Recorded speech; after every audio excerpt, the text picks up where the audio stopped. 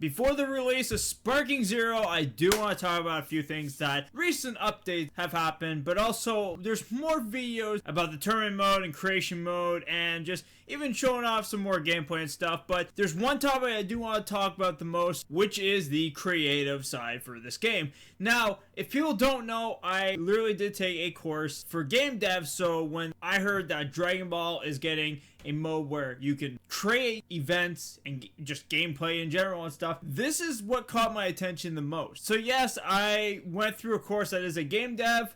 I am doing side projects for myself, but also I am working on a game on the side as well, which I unfortunately cannot talk about. But what I'm trying to say, as somebody who loves making stuff for video games and stuff, or just creating in general that people will be intrigued to look at or maybe explore the area or where the case may be, this is something that I think is very intriguing from a game dev perspective because, one, there is a story element, there is literally mechanics that is already set up. It's the most simplest thing to make for any gameplay. It's probably like saying, you want to make a Dragon Ball game? We have everything for you. Just put the puzzle together and you're pretty much done. But I know for a fact that a lot of people are going to turn this into probably one of the hardest things ever, as what somebody said in one of the videos. We're probably going to get some very tough bosses for gameplay out of the customized section, but there's nothing wrong with that. But also, there's going to be people who are probably going to be doing like what if stories or just good narrative and stuff to the gameplay, and I am all down, hands down for this too.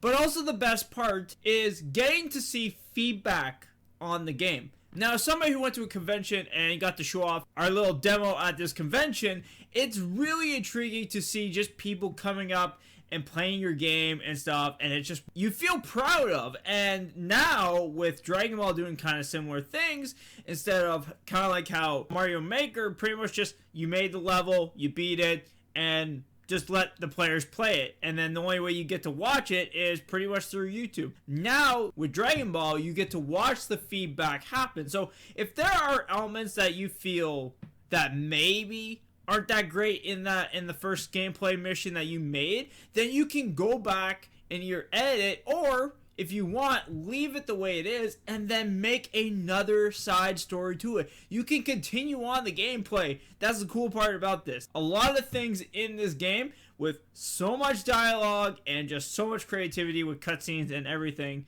that I'm probably going to be making a lot out of. I'm not gonna lie, this is something that I am truly fascinated and really intrigued to see what's gonna happen. I know some of the people I know personally that do also like Dragon Ball as game devs, and I can't wait to see what they make as well. But anyways, besides the whole creativity, yes, we do get the Shenron thing, so it's really intriguing. Kind of like a low, medium, high ratio, if you want to call it that, where Shenron only gives you one wish, but you only get certain things. And then Purunga will give you a little bit better wishes, but also at the same time, you're going to get 3 wishes as Purunga usually does. And then you get the Super Dragon, of course, which is literally going to probably give you one of the best awards ever when you get to him. So it's going to be intriguing to see where that's going to go, and there's a lot to it. So now the tournament one is pretty much like an offline online thing, so you can play online, of course, with tournaments, and also at the same time there's different rings you can go to as well, kind of like the original Tenkaichi game. So that's really cool. It's not just one arena, and it's really intriguing, like I said before, where you can explode the audience stand and pretty much just make that whole arena way bigger now all of a sudden. I think it's really cool how they literally put that in as a mechanic. I love it for that. But also at the same time, it's really cool just to have that offline and online thing. In general, I'm just intrigued in general just to play the game for the tournament, because that was the one thing I always thought was very intriguing after the campaign was done, is try to literally get to the last difficulty of the tournament. I always found that was so fascinating to me. And even though, yes,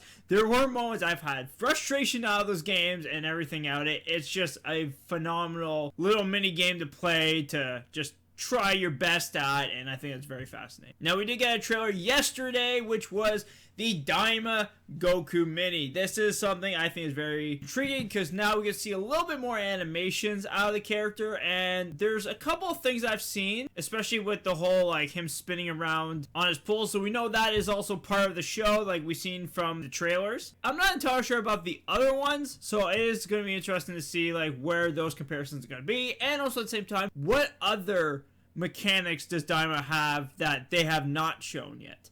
And that is another thing I am truly intrigued to see, but I know they're going to wait till probably the first episode comes out. And at the same time, the character is going to be released on the same day as day one with the show, so everybody's probably going to be going through it.